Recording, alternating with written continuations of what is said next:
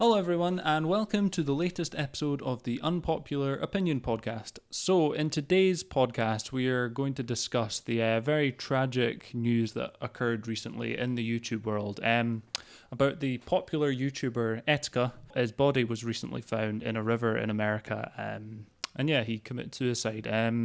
I don't know if you ever watched his videos. He did sort of Nintendo Super Smash Bros. Yeah, he, streams. he was a reactioner guy, wasn't he? Yeah. He was mainly a Nintendo guy more than anything else, wasn't he? Yeah, like you could argue this guy was a bigger Nintendo fan than me, which sounds Well, that says a lot, sounds crazy, but, yeah. and that's insane. But at the same time, like he had a living doing this, didn't he? Yeah. Like, this was his main income. like most of his work you'd see on Twitch. He would react to like when a new character was announced in Super Smash Bros. Or he'd react to funny videos. I know you're not into like reaction channels, but No. this guy was like the king of reactions. Like he would react to something and he would go crazy, and it was just like so entertaining. Was it like and- meme-worthy stuff as well? Oh yeah, like this guy had a personality, and the thing is, he was in all his videos. He looked so happy, and you could tell like he just loved what he did. and he was having fun. Yeah, and he loved like being with his like streaming with his fans every day. They were like his friends, and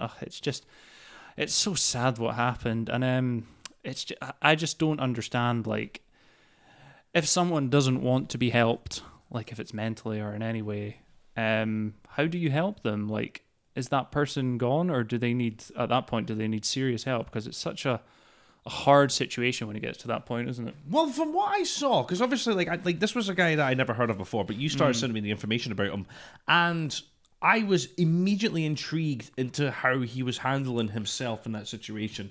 I think it's that sort of male mentality of man up, grow up and just get used to it, sort of thing. In the suicide vlog, he looked like really composed and like Yeah, like he was his almost. mind was made up. Yeah, he sort of came to terms with the fact that I'm going to kill myself and this is going to be it. That video rang true to me as well, because I've done stuff like that that's been very similar. Because it's this weird thing. I don't know. I think like he must have been battling something for a while, and when you watch him talk like that, he was very cryptic about how he felt like he let everybody down. He felt like he was a disappointment to himself, and he felt Yeah. like he was nothing to live for. There was all those messages that when you're depressed, you automatically think in those mindsets. You're not thinking about positives. You're only concentrating on Yeah. what is your negatives in yourself. If you just, how can you help the guy? Well, unfortunately, if we could. It's how do you help a guy in that situation? He could easily have had help, Yeah, but I don't know. Like there was that whole sort of weird mentality of maybe he had the mentality of I need to look brave and I need to just look like I've got it all don't wanna together. look weak, yeah. I don't want to look weak, and it's a bad stigma that the majority of people are going through right now with this sort of mental health battle. Yeah. And in his case, I wish it was sooner rather than later. because you could see in the vlog he was like, a lot of people tried to help me and I just pushed them away. So it's sort of like he acknowledged that he made an error, but at that point he was just too far gone, which is that's like a dangerous mindset to have. And Do you know what scares me the most? He actually knew he was pushing people away. In some cases, you don't even know. Like, it's that sort of thing where you're trying so hard to help somebody, but they just like, we can't do it anymore. It's just tiring. Yeah. Because if you're physically exhausting people through that, it's you don't think about that, because you just think about how it's all how the woe is you. So when they come out and say that, you're going to feel even worse. But that should have been the point for him to go, right, I need help. I need to sort this out. I need to do something. Unfortunately, he went to the dark side with it, and he decided, I'll just kill myself and make myself not the problem anymore. I think maybe a lot of what contributed to that was like you could tell from his tweets and some of his videos, like this guy was doing some, like you could tell he was having, I don't know if they were psychotic episodes, or you could tell something wasn't quite right. But because he had created this persona over the years of this sort of like prankster, this sort of edgy character, whenever he was doing something, all his fans would just be like, oh, look, it's Etika, he's acting like a clown again. Yeah. When in actual fact, the guy needed help and he was quite clearly asking for it, and his fans were just, they just thought he was playing along with this character, which It wasn't until his ex-girlfriend, she was posting things like, look, he needs help. I've tried. That's why we're not together anymore. But like, you've got to stop look past the fact that he is just trying to make jokes. He actually does need help more than anything else. Yep. And that is an issue, especially because the stuff that he was saying, yes, it wasn't even edgy and outlawedy stuff. It was just sort of stuff like, why would anybody of a sane mind say that? Yeah, like some of the things he did, like he had a really successful YouTube channel. I think he had around 1 million subscribers, and then all of a sudden he just like uploaded porn videos to it, and then all of a sudden that's gone. And I think that I don't understand why he would do that, but I think that pushed him over the edge. Yeah, like why? It was almost as if it got too much for him. Do you think? Like maybe he was trying to burn the bridges of what he was successful with. Maybe he was being like, look what I'm doing that no other content creator's doing out there. It's making me look edgy and cool, and you should go follow me on my other platforms. And it's a dangerous mindset to have social media, because so many people are trying to do the next big thing that people will be like, oh my god, I can't believe that person did that, I'm going to watch the video. And they don't care how it makes them look as a person. Like, I remember ages ago, there's a YouTuber called Logan Paul. And is that the guy who went to Japan? Yeah. He filmed he found a dead body in the suicide forest. Like, it's not a big shock you'd find a dead body there, but his like gut reaction was, I need to pull my camera out and make a video about this rather than immediately call for help. Yeah. And that's just like, that's the world we live in these days. Didn't that like destroy his career though? It like, did for a little bit, but the internet has short memories. Like, after a while, they were like, "Oh, he's doing a funny video. He's back to the old Logan Paul." And the internet is just such a dangerous place, because it's all about the drama and the clout and getting clicks over actually being a good human being. And the internet's a scary place now. There's a book that I need to read that sort of like kind of puts all that sort of in mind. Do you know John Ronson, the journalist? He wrote The Men Who Stare at Goats. He's a like a really respected journalist in Offer. Well, he wrote a book called "So You've Now Been Publicly Shamed," and it's a book about how whenever something happens online, particularly in the negative connotation, the whole internet can gang up on that one person and destroy that person's life. Yeah, it's like cancel culture, I think it's called. Cancel culture? I've never heard that. Well, it's like basically cancel culture is when someone online will make a mistake. I don't know if you heard about, there's a YouTuber called JonTron. Oh yeah, I know about JonTron. He said some like bad things, and then a lot of people were just like, nope, we're done with him. He made one mistake. We're not going to forgive him. That's what cancel culture is, basically. Someone's cancelled if they do one thing. And it's such a terrible mentality to have, because it just be, I'm never going to forgive someone. Yeah. That's this person done with me. People aren't allowed to make mistakes. It's really stupid. Particularly on the internet. Like, nobody's allowed to make a mistake on the internet. And yet it's like the internet is not a home for perfection. Literally everyone makes mistakes on the internet, like especially young people. So it's such a... It's just such a stupid mentality to have. I love social media and the internet, but you work in it. Yeah, there's such a dark side to it, especially on websites like YouTube, where it's more about portraying a character rather than a business. And because you have to like say, if is it dangerous to have this persona if it's making the person make decisions like they normally wouldn't make? Yeah, like that Etika guy was. People were so like afraid for his mental health that they phoned the police, and then when the police arrive, he's making like live streams while he's being detained, and it's just like that's. Did you see that? They went in riot gear. Yeah. But like he made it perfectly clear he didn't have a weapon. Yeah. He was just holding it up for the sake of holding it up. Yeah. And you're kind of like, but like that's not normal, son. You've got like he needed just to ask for help. But how can he get help in a culture where he's afraid of asking for help because he doesn't know how that's going to be seen. I mean, like, don't get me wrong, the internet has done some great things as well as bad.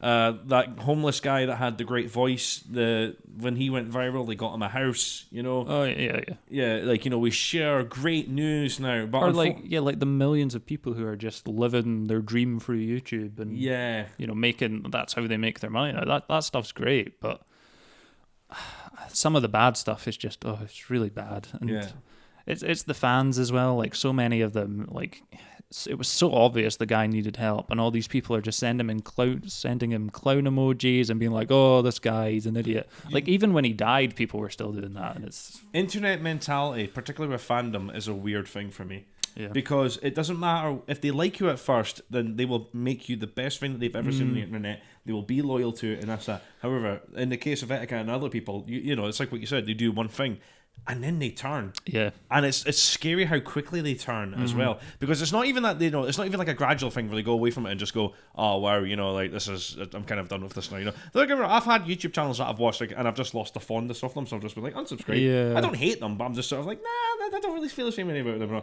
But whereas if it's something like this, they're just kind of like, nah, screw this guy, and they can't see past it. And like, it is a persona sort of thing. Like, some people on YouTube do put on their whole persona of this is who I am, and this is what I'm doing. You're kind of like, no, you're not. I think there's a difference. It's when you like look at the angry video game nerd. Obviously, he's got himself and the angry video game nerd. But there's like the angry video game nerd is so exaggerated and far away from his real self that people can obviously go, okay, this is a character. Yeah. Whereas with Etika, we never really found his true self, or it was so close to the persona he was trying to portray that people just assumed it was him. Yeah. And that's why people were like, oh, he's clowning about, and oh, Etika, you haven't uploaded for ages, blah, blah, blah. Yeah, and they're just, he's obviously found it too, another aspect of it, he's obviously found it too difficult to be an internet celebrity, because there's a lot of pressure when you've got 1 million people who watch your videos, and then suddenly you haven't made a video for a month, and that's how he made money, and it all just got too much for him, unfortunately.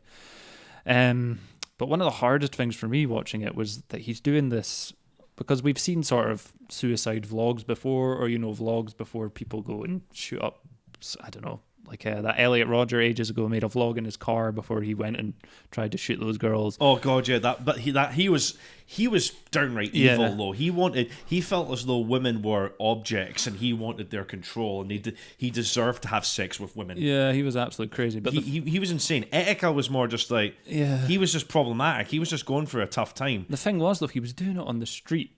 That's what's worrying. And literally, like, he's like clearly saying, like, I've had enough, I'm gonna end myself, and like, surely someone must have heard that, or well, no, this is the thing though. Like, nobody will know, like, because I've done this more than once. I have, like, 3 years ago, I walked down Portobello Beach holding a camera phone, and I told everybody in my social media perimeter, just mainly everybody on Facebook, and I told them I was depressed and I felt like shit. Nobody, believe it or not, will stop and go. Like, nobody wants to overhear what you're saying. No. Especially when you're oversaying something to the extent of, I'm feeling worthless, I think this world would be better off without me because I'm fucking terrified of everything. And like, and even though Etika was calmly walking down the street doing the exact same thing, I couldn't help but sit there and going, fucking hell, I've done that. We've all, like, it's just too much. It's like, yeah, like, but maybe that was the only voice that he had left. Maybe that was his only outreach, was just to say, look, I can't do this anymore. I'm done, Yeah. And in the case of that, it was just too late. They never knew what they were doing with it, and now we've unfortunately got the problem that we have now. That is, he's sadly dead. Yeah. One of the things that got to me when he was doing his vlog was when he said, there's so many people I want to see like grow up, and I want to see the last episode of Attack on Titan. You could tell there was still stuff in his mind that he wanted to do, but he was at that point where he was just like, death to him was more important than that. And that's it's scary how it gets that way, though. Yeah. It's scary how it gets to the point where they think, right, there is nothing worth living for, so death is the only preferable option. I would like to think that maybe he, like, I believe he didn't want to die. I just think the pressure, and he just needed proper space. He needed just time to break away. He needed to take a break and, work on himself rather than a persona, maybe see family and stuff like that. Remind himself of who he is more than anything else. Yeah, it's just... Because it's less about, okay, so this guy, he goes on the internet and he makes videos of him just reacting to Smash Bros videos, and that's great, and he's good. But who is he really? Like, if it's kind of like what Tom Ska's doing now. Like, I don't like Tom Ska's main YouTube channel where he does those silly sketches and stuff like that. But his vlogging channel is interesting. Yeah. Because that's him literally trying to break down the persona of, no, look. Yeah, I'm a real person. I've got depression, and life is shit. Yeah. And like he's actually trying to go out of his way to show people that, there are times when you're watching some of his videos and going, he's having a fucking mental breakdown. He is not well. Yep. The last thing he should be doing is sitting in front of a camera. But he admits it. The only comfort he has and the only realism he has now is sitting in front of a camera and just talking to it in a therapeutic sort of way. I do think that's a problem as well. That's why we're seeing so much like depression and stuff, and it's coming up mainly in like YouTubers and streamers and stuff. A lot of these people won't be leaving the house much. They're just sitting in their room making videos all day because they don't need to go out. Let's be honest. They can get takeaways. They can just, their job is their house. And I've been in that position where you're just sitting inside all day, and it's not good for your mental health. When you're not talking to people or seeing people, it can seriously affect your mental health. So I think that's another aspect as well.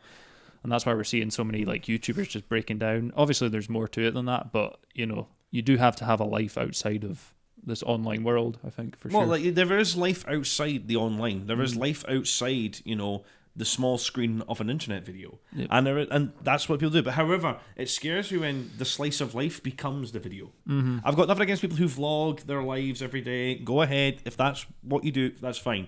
But you got to remember that's still your life at the end of the day. That's still... that there's still a part of your life that you need to keep your life, you know? And whether or not you want to personify that by saying, yay, this is what I do every day, this is how I do things, that's fine. Like, you know, I still want to do it, but you have to be sure of, this is 100% my life, but this is also the part of my life that I don't want people to know. This is just for me.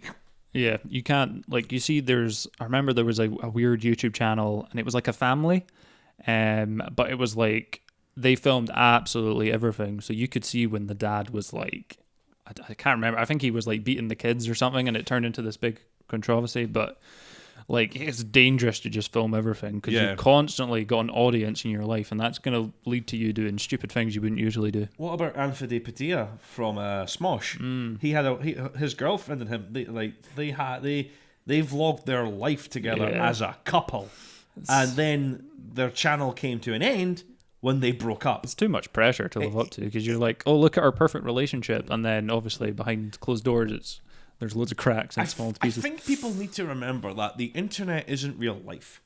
The internet is just, you know, a fragment of your life that you're sharing with the world and you're putting out there, you know? But it's not real. It's not the life that's really yours, you know? Behind the cameras and behind closed doors, that's what your life is, you know? Because that's literally all it needs to be. It doesn't need to be every second of every day is this, and that, you know? But in the case, like, you know, that's why it's so bizarre when you see public figures like these guys coming out and their lives are so put on mass media. And also, we got to remember, the internet we live in an interesting time because, like, we live in the time of the greatest invention ever, the internet, you know? It's almost exciting as the telephone because the internet has shown us that there's places going on other sides of the world, and we can have an audience on the other side of the world, and we can stretch far and beyond anything that we could ever see. Like, the sky's our platform. So when you put that pressure on one guy in a single bedroom with one SNET, with one Nintendo Switch and a laptop, how, like, you know, there's no way you can handle the pressure of what that whole thing is. Yeah, it's another thing that he said when he was doing his vlog was like he wants his death to help YouTube become like a better place, and I'm like to be at that point where your mindset is I want to be a martyr rather than I want to live and make YouTube a better place throughout my videos and make social media a better place and raise awareness of this, you know, mental health on the internet. The fact he was that far gone is just so tragic and sad. And the fact that he was going through to martyrdom with it as well. Like, realistically, if he stayed alive, he could have lived to tell his tale and do something better with that because it's the survivors. It's the people that have said, look, I've beaten this. Yeah. Well, you look at it's one of the most interesting things like about suicide is the people who like they'll try and jump off a bridge and they'll try and kill themselves and they survive. And about 95% of them or something, they all say they regret it. Like as soon as they do it, like the first thing that runs through their head is just like, why the hell have I done this? Like, it's such a tragic thing, but it's because they feel there's nowhere else they can turn to, and that's really tragic and sad. But do you know what's really scary about suicide as well is the questions that follow it, because when somebody's going to commit suicide, let's say in a hypothetical situation somebody's committed suicide, and after they've committed suicide, you're left with the family members, and the family members are pretty much sitting there and they're having the discussion of, why did he do it? What did they do wrong? What did I do wrong? What could I have done to change their mind? What could I have done to save them? Why didn't they open up? Was it me or was it them? Was it this, and that? And they will ask themselves a multitude of questions, and it just gets so heavy, layered more and more and more over and over again that they forget that they asked themselves one question because they led them to asking themselves a million. Yep. Whereas when a person who is committing suicide, they only ask themselves one question, and that is this a good idea? Yeah. And by the time they figured it out, 95% of those people have went, no, this is horrendous. This isn't the end. And unfortunately, 5% will never know the answer. Yeah. And that's what's really tragic. And, you know, if there was any way that, you know, we could find like a future self to just be like, don't worry, things get better. Yeah. You know, it doesn't have to be like this, you know? Lives could be so safe. I mean, like, I think that's why it's so important to have like friends who really care about you and like father figures who are like, look, I've been through this and it does get better. And I don't think he had enough of those in his life because I think most of the people he was dealing with on a daily basis were his fans, and obviously he didn't listen to half of them because, you know, it's hard when you're going through something and someone's just sending you a message saying it'll be okay. It's much better to have someone in person say that to you. Yeah. Like a face-to-face chat, you know, there's more emotion, because when it's just like a single text like, oh, it'll be okay, I'm here for you, it's obviously it doesn't carry the same emotion. It's a lot easier to just ignore, which is obviously what he did. Or another great thing to say to somebody when they've just opened up what they've said to you is that the best thing to say is, I don't know what it is that you're going through right now, but thank you for telling me what it is that's bothering you, because just admitting that you've got that something's bothering you is half the battle. And it doesn't have to be something massive and significant. It can be anything. You know, the mind is tricking you. It's making things up. It's scaring you into thinking that you're the problem and all that sort of stuff. Yeah. And in his case, his mind was telling him that everything he was doing was a sham. And he didn't handle it the right way and he went insane. Yeah. And it really breaks my heart that he died, because there could have been somebody to save in that situation, and there could have been somebody that just needed the right help. Yeah, it could have been like such a good comeback story. There's a boxer I follow called Tyson Fury. Yeah, I know Tyson Fury. And he went through the most like taxing mental health stuff ever. He gained 4 or 5 stone. He was with prostitutes. He was taking drugs. He basically said, I think in his car he tried to kill himself. But then, he just pulled himself together and made, the greatest comeback story ever. And it was just a story if I was in this place and I got back to where I am now, and he's, one of the best heavyweight boxers in the world now. That's such a good story for anyone who's feeling, in that position. Look how I came back, and you can come back too. And Etika could have been, the online example of that. But unfortunately, it didn't happen, and it's tragic. Not to plug my video on this channel, because it came out last time, but I did a video on my top 5 favorite mental health books. Feel free to watch that at your own time. And in that video, I referenced the people who wrote about, and this is one of the good things about these people who write these books, because they're writing from the experiences of, we've survived. We've done it, we've made it this far, and you can have this too. Matt Haig, he's written 2 books on it now. He's going to be writing a 3rd, and you read about his life, and you're just like, damn. He is literally in a black hole. He is in a slump. Yeah. But you read on, and when you get to the end of the book, you realise, wait a minute, he made it. He survived. He'd done this. He's still doing this, and he's still getting strong. And it's great when you hear stories about people and fun fact, look at John Lennon. He was in a bad way. He wrote that song "Help." Help, I need somebody. Now, he wrote that as a ballad. He wrote that as a sad song. Because if you listen to the lyrics, it's a sad song, but obviously George Martin and Paul McCartney were like, no, let's make it a 60s beat tune, and he had to turn it into this little 60s, help me if you can, I'm feeling down, and in the reality, he was like, no, but this is true, I'm going through shit, I need help, Well, there's probably been so many musicians and filmmakers and artists throughout the world who have felt like that, and their art has helped them get through that, whereas obviously with Etika, what he was doing wasn't enough for him to keep going, which is really sad. Because for a lot of YouTubers, they've probably felt that making videos is what gets them through the day.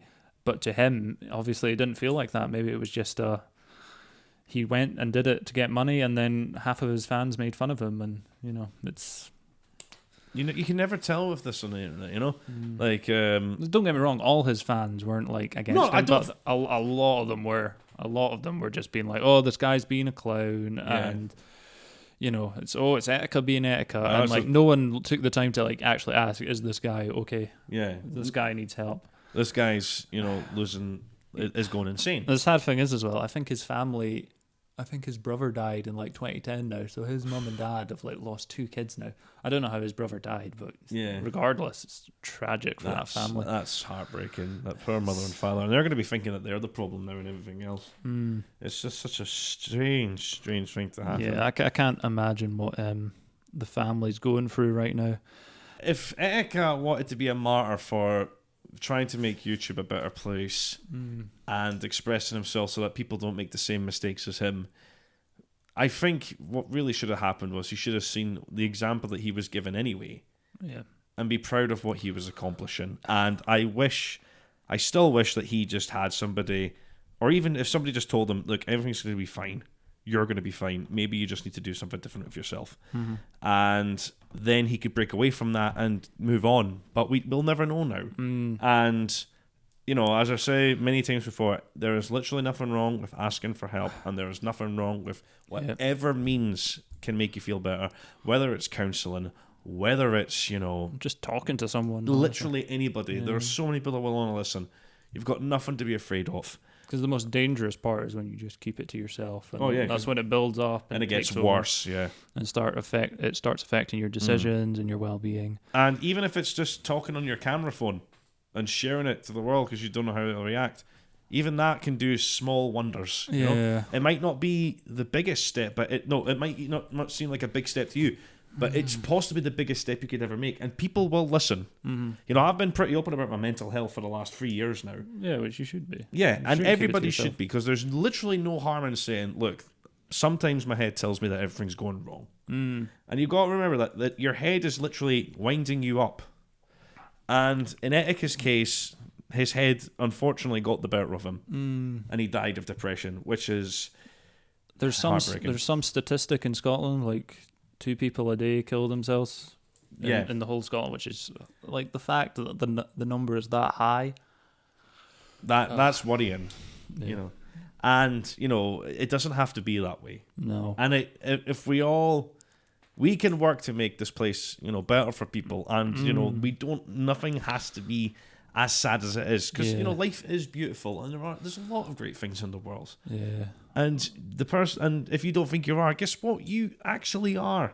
In some way or the other, you are so important. Everyone will mean something to someone. Yes. It's like there will be one person out there who cares about you. So definitely never feel like, oh, no one loves me or understands me, because chances are that's not true. No. That's always like the most heartbreaking thing when someone does go, especially when it's suicide, and you hear all these like lovely messages, and you're like, if these people had heard this, you know, before they passed, who knows, maybe it wouldn't have happened, but, you know, we'll never know, I guess. We'll never know. So yeah, I think I'm going to wrap that up there, guys. Hopefully you enjoyed this podcast. So obviously if you're feeling down or low, like Ross said, you should definitely talk to people, or, you know, share your thoughts and opinions out there, because you're not alone. Yeah. You will never be alone in this situation. Yeah, 100%. So people do care about you. People do love you. Yeah. So we hope you enjoyed this podcast, and we will see you shortly. Take care, folks.